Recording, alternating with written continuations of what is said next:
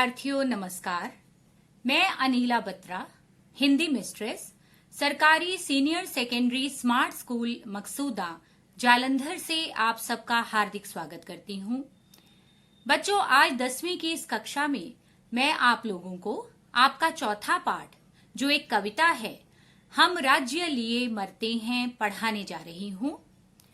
इस कविता की कवि हैं श्री मैथिली शरण गुप्त और यह कविता एक भावपूर्ण गीत है जिसे उनके महाकाव्य साकेत में से नवम सर्ग में से लिया गया है। और इस साकेत में एक विशेष बात यह है कि साकेत का नाम ही अयोध्या था, यानी अयोध्या और साकेत दोनों एक ही हैं और इसी के आधार पर उन्होंने अपने महाकाव्य का नाम चुना। बच्चों, जैसा कि आप सभी जानते हैं कि अयोध्या के राजा दशरथ, उनके 4 पुत्र थे, राम, लक्ष्मण, भरत और शत्रुघ्न। यहाँ पर श्री राम को जब वनवास होता है तो उनकी पत्नी सीता और उनका छोटा भाई लक्ष्मण उनके साथ वन में चले जाते हैं, लेकिन लक्ष्मण की पत्नी उर्मिला, उसे वहीं अयोध्या में रहना होता है। और उस समय श्री राम को वनवास दिए जाने और भरत को राज्याभिषेक करने के संबंध में जो गृह कलह चल रही थी, उसी के विषय में इस महाकाव्य के नवम सर्ग में उर्मिला कहती हैं कि हम लोगों से तो वे किसान ही बेहतर हैं जो अन्न उपजाकर देश को खुशहाल बनाते हैं, और एक हम हैं जो गृह कलह में ही व्यस्त हैं। तो इसी के आधार पर आज की कविता रची गई है। कविता को आरंभ करने से पहले आइए मैं आपको इस कविता के कवि श्री मैथिली शरण गुप्त जी का थोड़ा सा परिचय दे दूं, जो इस प्रकार है। श्री मैथिली शरण गुप्त का जन्म सन 1886 में चिरगांव, जिला झांसी, उत्तर प्रदेश में हुआ। इनके पिता सेठ रामचरण गुप्त अच्छे कवि थे। इस प्रकार गुप्त जी को कविता विरासत के रूप में मिली। इनकी आरंभिक शिक्षा स्थानीय विद्यालय में हुई। इसके बाद वे झांसी के मैकडॉनल्ड स्कूल में दाखिल हुए। गुप्त जी की आरंभिक रचनाएं कोलकाता से प्रकाशित हुआ करती थी। बाद में आचार्य महावीर प्रसाद द्विवेदी के संपर्क में आने पर सरस्वती पत्रिका में भी प्रकाशित होने लगी। द्विवेदी जी के प्रोत्साहन से गुप्त जी की काव्य कला निखरने लगी। गुप्त जी की कविताओं में स्वदेश प्रेम, मानव प्रेम, सांप्रदायिक सद्भाव और राष्ट्रीय एकता की भावना है।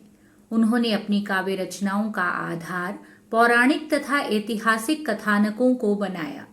गुप्त जी ने नारी को अबला रूप से मुक्त करके उसे लोक सेविका तथा स्वाभिमानिनी के रूप में प्रस्तुत किया।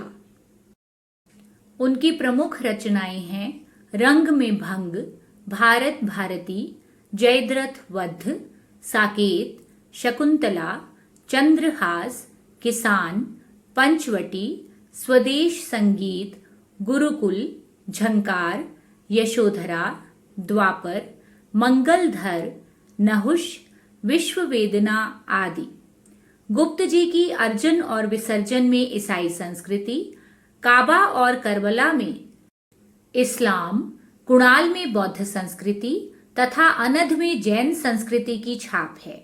आपकी प्लासी का युद्ध, मेघनाद वध, स्वप्न वासव दत्ता, रुबाइयात उमर खयाम आदि अनुदित रचनाएं हैं। गुप्त जी को साकेत महाकाव्य पर मंगला प्रसाद पुरस्कार मिला। इसके अतिरिक्त इन्हें आगरा विश्वविद्यालय से डीलिट की मानद उपाधि तथा भारत सरकार की ओर से पद्म भूषण से अलंकृत किया गया। 12 वर्ष तक वे भारतीय संसद के मनोनीत सदस्य भी रहे। सन 1964 में गुप्त जी का निधन हुआ। यह तो था कवि परिचय। तो चलिए एक बार आपकी इस कविता को वाचन करते हैं, पढ़ते हैं और इसके सौंदर्य को महसूस करते हैं। हम राज्य लिए मरते हैं, सच्चा राज्य परंतु हमारे कर्षक ही करते हैं। जिनके खेतों में है अन्न, कौन अधिक उनसे संपन्न। पत्नी सहित विचरते हैं वे, भव वैभव भरते हैं, हम राज्य लिए मरते हैं। वे गोधन के धनी उदार, उनको सुलभ सुधा की धार। सहनशीलता के आगर वे श्रम सागर तरते हैं, हम राज्य लिए मरते हैं। यदि वे करें उचित है गर्व, बात बात में उत्सव पर्व। हमसे प्रहरी रक्षक जिनके, वे किससे डरते हैं, हम राज्य लिए मरते हैं। करके मीन मेख सब ओर, किया करें बुद्धवाद कठोर। शाखा मई बुद्धि तजकर, वे मूल धर्म धरते हैं, हम राज्य लिए मरते हैं।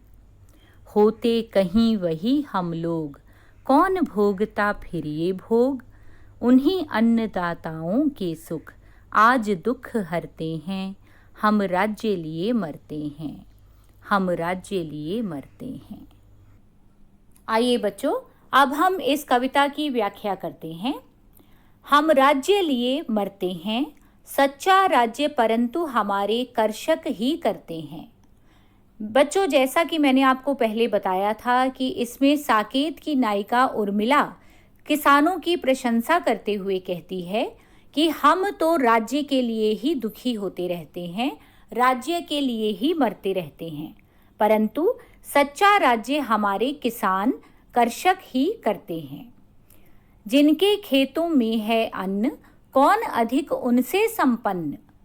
यहाँ पर नायिका कहती हैं कि जिनके खेतों में अन्न उपजता है, यानी जिनके खेतों में अनाज उत्पन्न होता है, कौन अधिक उनसे संपन्न, उनसे अधिक संपन्न, उनसे अधिक धनी और कौन हो सकता है।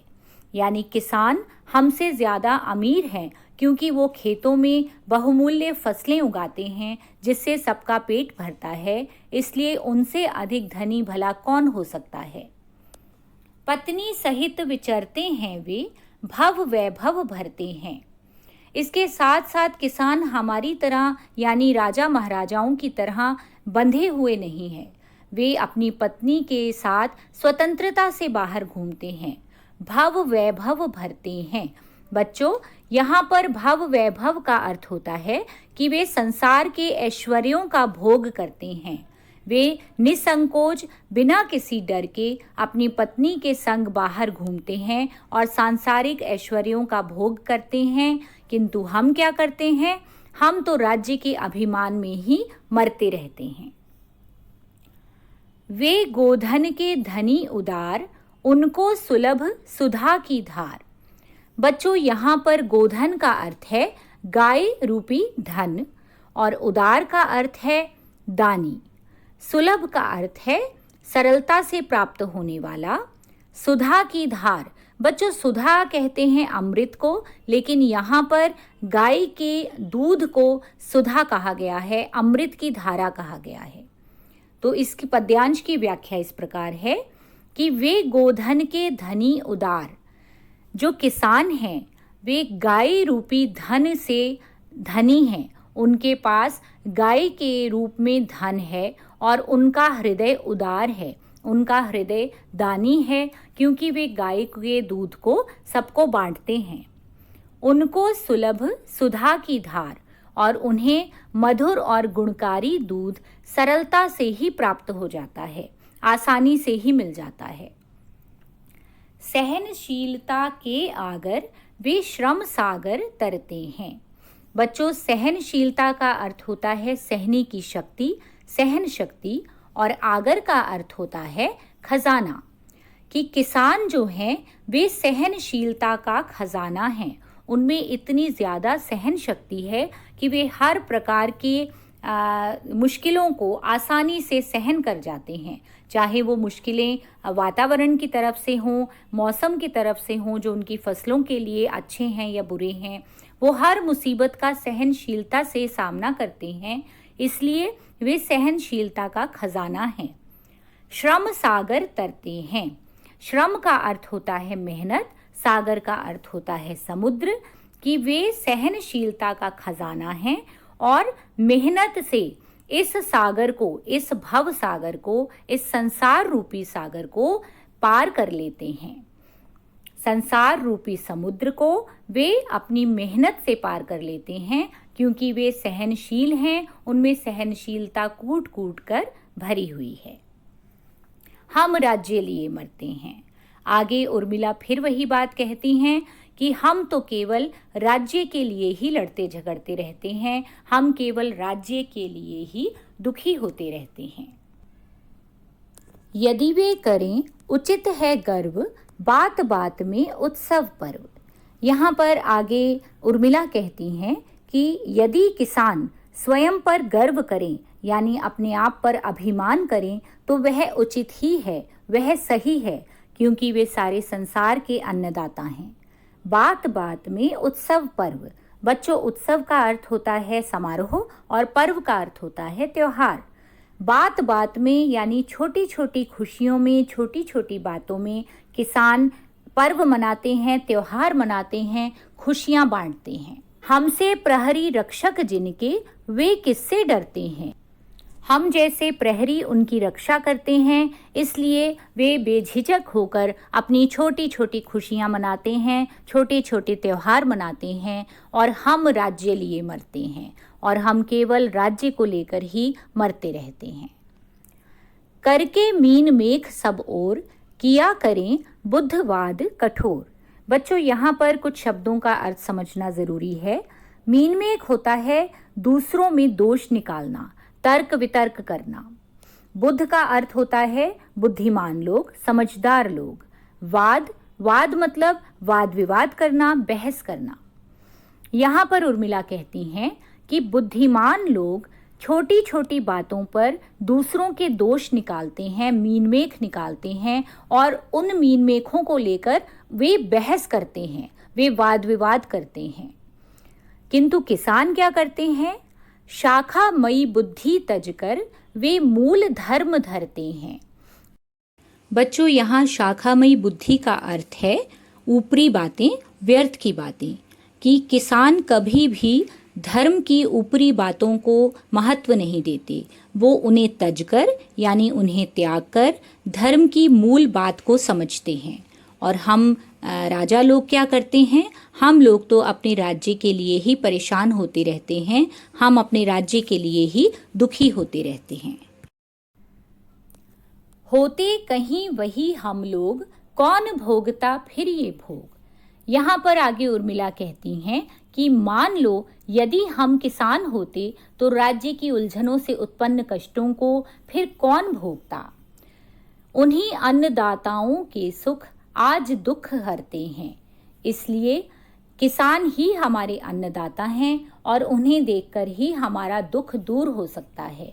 हमारे दुखों को इनके सुख ही दूर करते हैं, यानी हम इनके सुखों को देखकर अपने दुखों को भूलने की कोशिश करते हैं।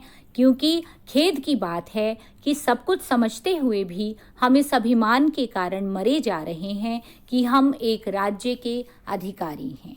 लेकिन किसान जो हैं वो बहुत ज़्यादा आनंदमयी जीवन व्यतीत करते हैं। आइए बच्चों, अब आपकी पुस्तक में आए हुए शब्दार्थ एक बार दोहरा लेते हैं। मरते हैं, दुखी होते हैं, उदार, दानी, उत्सव, समारोह, संपन्न, धनी, सुधा, गाय का अमृत जैसा दूध, पर्व, त्योहार, भव वैभव, संसार के ऐश्वर्य, आगर, खजाना, प्रहरी, पहरेदार, कर्षक, किसान,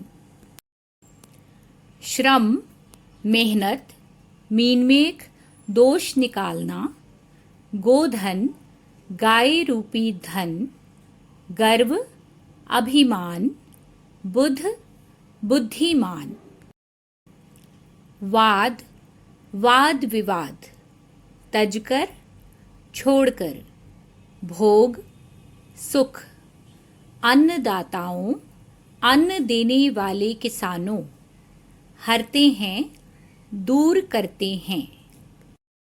उम्मीद करती हूँ बच्चों इन शब्दार्थों को आपने अपनी उत्तर पुस्तिका में अवश्य नोट कर लिया होगा। आइए अब आपकी पाठ्यपुस्तक के अभ्यास की ओर चलते हैं। सबसे पहले विषय बोध। निम्नलिखित प्रश्नों के उत्तर 1-2 पंक्तियों में दीजिए। पहला प्रश्न, प्रस्तुत गीत में उर्मिला किसकी प्रशंसा कर रही है? उत्तर, प्रस्तुत गीत में उर्मिला किसानों के शांत और सरल जीवन की प्रशंसा कर रही है। दूसरा प्रश्न, किसान संसार को समृद्ध कैसे बनाते हैं? उत्तर, किसान खेतों में अन्न पैदा करके संसार को समृद्ध बनाते हैं। तीसरा प्रश्न, किसान किस प्रकार परिश्रम रूपी समुद्र को धीरज से तैरकर पार करते हैं? उत्तर, किसान सहनशील हैं। वे परिश्रम रूपी समुद्र को अपनी मेहनत और धैर्य से तैरकर पार करते हैं। चौथा प्रश्न, किसानों का अपने पर गर्व करना कैसे उचित है? उत्तर, किसानों का अपने पर गर्व करना इसलिए उचित है क्योंकि वह सारे संसार का अन्नदाता होता है। पांचवा प्रश्न, किसान व्यर्थ के वाद विवाद को छोड़कर किस धर्म का पालन करते हैं? उत्तर, किसान व्यर्थ के वाद विवाद को छोड़कर धर्म की मूल बात को समझकर उसका पालन करते हैं। छठा प्रश्न, हम राज्य लिए मरते हैं में उर्मिला राज्य के कारण होने वाली किस कलह की बात कहना चाहती हैं? उत्तर, उर्मिला राज्य के लिए श्री राम को वनवास दिए जाने तथा उनके छोटे भाई भरत को राज्य दिए जाने से उत्पन्न कलह की बात कहना चाहती है। बच्चों, आगे निम्नलिखित पद्यांश की सप्रसंग व्याख्या करें। यदि वे करें उचित है गर्व, बात बात में उत्सव पर्व, हमसे प्रहरी रक्षक जिनके, वे किससे डरते हैं, हम राज्य लिए मरते हैं। आइए सबसे पहले इस पद्यांश का प्रसंग देखें कि किस प्रकार लिखा जाएगा। प्रस्तुत पद्यांश हमारी हिंदी पुस्तक 10 में संकलित श्री मैथिली शरण गुप्त जी की कविता हम राज्य लिए मरते हैं में से लिया गया है। व्याख्या, उर्मिला कहती है कि यदि किसान स्वयं पर गर्व करें तो वह उचित है क्योंकि वे हमारे अन्नदाता हैं।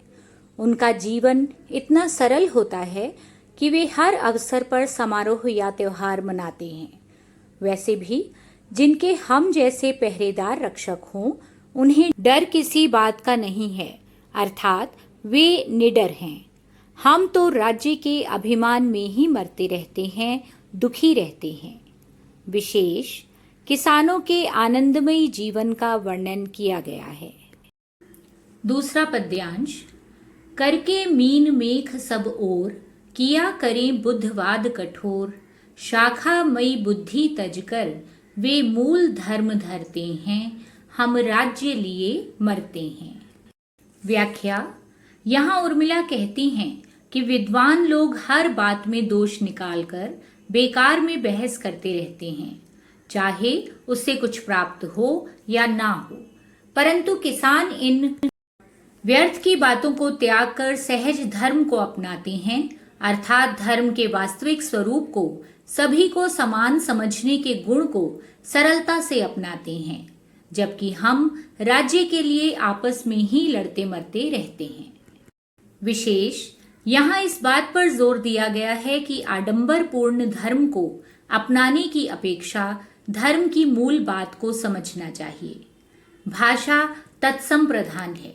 बच्चों, तत्सम भाषा वह होती है जो संस्कृत से ज्यों की त्यों हिंदी में आई हो। तीसरा पद्यांश है, होते कहीं वहीं हम लोग, कौन भोगता फिर ये भोग, उन्हीं अन्नदाताओं के सुख, आज दुख हरते हैं, हम राज्य लिए मरते हैं। व्याख्या, उर्मिला कहती हैं कि यदि कहीं हम भी किसान होते तो फिर राज्य की गृह कलह के कारण उत्पन्न कष्टों को कौन सहन करता। राज्य की उलझनों को सुलझाने वाला भी तो कोई होना चाहिए। उन्हीं अन्नदाता किसानों के सुखों को देखकर ही आज हमारे दुख दूर हो रहे हैं।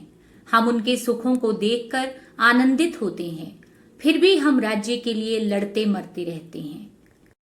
विशेष वास्तविक सुख किसानों के सरल जीवन में है, यह न समझकर लोग सत्ता के कारण लड़ मर रहे हैं। दूसरा, भाषा तत्सम प्रधान और भावपूर्ण है। आइए बच्चों, अब अभ्यास के विषय बोध की ओर चलते हैं। निम्नलिखित शब्दों के विपरीत शब्द लिखें। बच्चों, विपरीत शब्द का अर्थ होता है उल्टे अर्थ वाले शब्द, जिन्हें हम विलोम शब्द भी कहते हैं। तो आइए क्रमवार इन शब्दों को देखते हैं। पहला शब्द है संपन्न। संपन्न का अर्थ होता है अमीर, इसका विपरीत शब्द होगा विपन्न।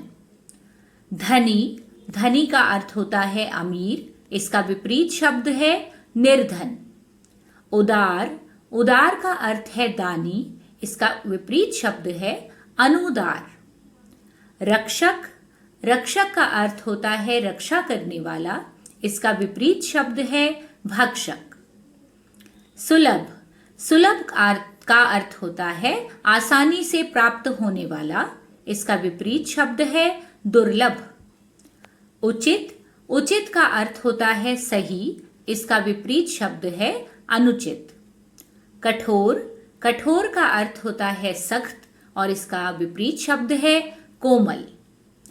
धर्म, धर्म का अर्थ होता है ईश्वरीय पूजा या आराधना, इसका विपरीत शब्द है अधर्म। निम्नलिखित शब्दों के दो दो पर्यायवाची शब्द लिखें। बच्चों, पर्यायवाची शब्द का अर्थ होता है समानार्थक शब्द। पहला शब्द है पत्नी, जिसके पर्यायवाची हैं भार्या, अर्धांगिनी। दूसरा शब्द है कर्षक, जिसके पर्यायवाची हैं किसान, कृषक। तीसरा शब्द है सागर, जिसके पर्यायवाची हैं समुद्र, रत्नाकर। चौथा शब्द है उत्सव, जिसके पर्यायवाची हैं त्योहार, पर्व। निम्नलिखित भिन्नार्थक शब्दों के अर्थ लिखकर वाक्य बनाइए।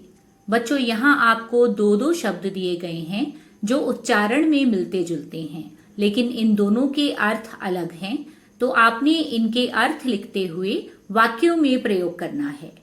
पहला शब्द है अन्न, जिसका अर्थ है अनाज, और दूसरा शब्द है अन्य, जिसका अर्थ है दूसरा।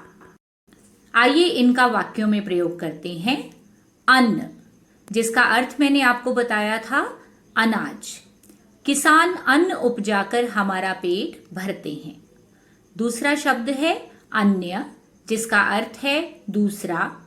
किसानों से अधिक धनी अन्य कौन हो सकता है? बच्चों, अगले दो मिलते जुलते शब्द हैं उदार और उधार। उदार का अर्थ है दानी और उधार का अर्थ है ऋण यानी कर्जा। आइए अब इनके वाक्य बनाते हैं। उदार, किसान उदार होने के कारण सबके प्रिय होते हैं। उधार, हमें कभी भी किसी से उधार नहीं लेना चाहिए। उम्मीद करती हूँ बच्चों कि हम राज्य लिए मरते हैं कविता आपको अच्छी तरह से समझ आ गई होगी। इसी प्रकार अपने कक्षा से जुड़े हुए और वीडियोस देखना चाहते हैं तो मेरे चैनल को सब्सक्राइब करना मत भूलिएगा। और इस कविता का अभ्यास आप नीचे डिस्क्रिप्शन में पा सकते हैं। इसी प्रकार मन लगाकर पढ़ते रहिए और जीवन में आगे बढ़ते रहिए। धन्यवाद।